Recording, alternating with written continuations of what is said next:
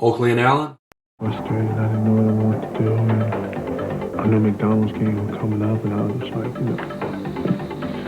what I gotta do what?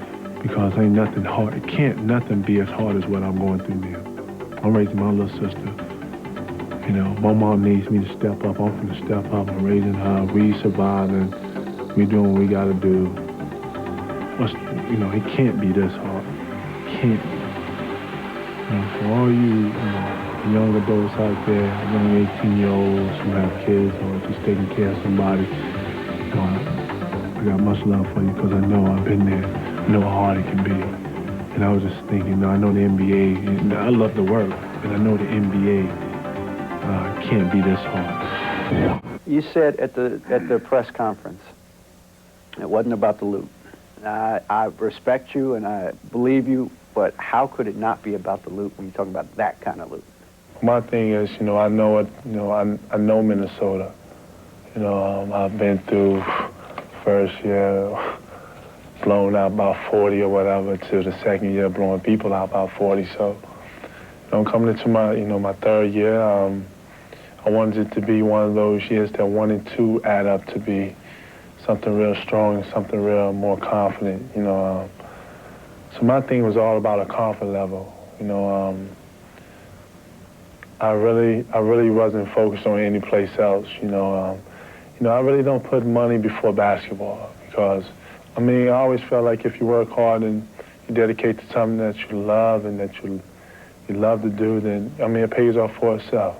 Tell me what it was like in the room when you finally came to town and you and Eric and Mr. Taylor were in there and you were trying to hash this out. Was there nervousness? Was there anticipation? Was it just a business deal being done? What was the atmosphere in the room? What it all came down to was, communication-wise and just breaking this down and seeing this, and before you know it, it was done. People put like it was a big old, argument or a rush or something in there. That wasn't the case. He had his points, I had mine. We talked, It wasn't nothing that, made me scared or nervous about, I just looked at it, hey, I'm going in and talk to a very wealthy guy who can really teach me something. So I went in there, my ears and my eyes all the way open. Who was the first person you told when the deal was done? My boy Bug, my best friend Bug, was like my right hand, we both sort of just got quiet. It was real quiet, and what's to say, what I'm saying? He congratulated me and everything, but I just came from South Carolina, so I had presented the court to the neighborhood, the Nike court or whatever, which I grew up at, and we was hearing that it was finna get done. So I think just for a brief moment, we just got quiet, and it was a happy moment because you always think back to where you come from and what you've been through in life. Is your deal structured in such a way that the Timberwolves should still be able to re-sign Stefan, re-sign Gugliotta and not go into bankruptcy?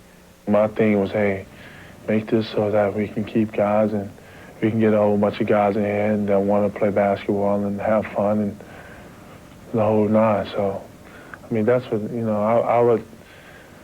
I would never put myself in any kind of difficult predicament or anything like that.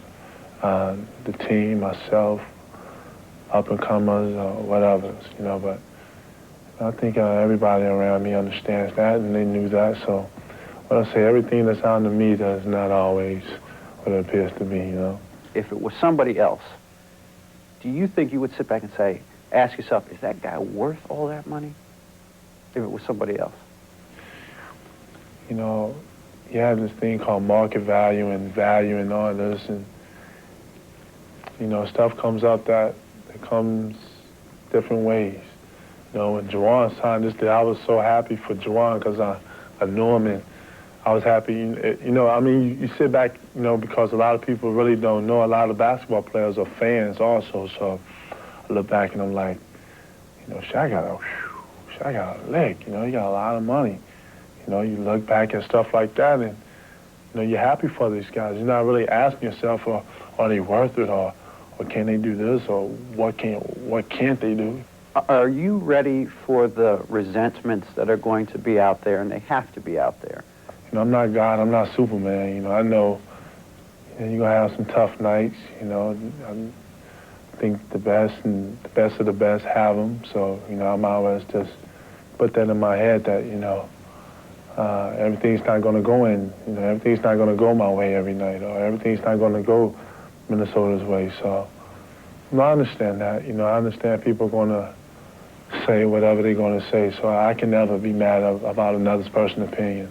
Do you think the league financially is able to withstand these types of monumental increases we've seen in the last 4 or 5 years in player salaries? To be honest with you, I don't think so.